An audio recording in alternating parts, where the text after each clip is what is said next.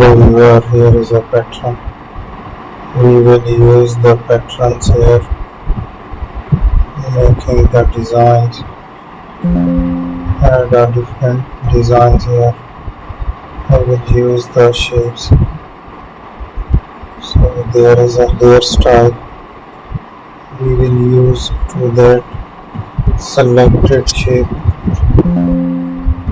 So we are making that structure. Use it.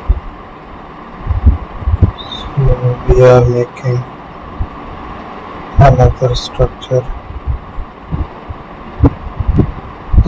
So that's it.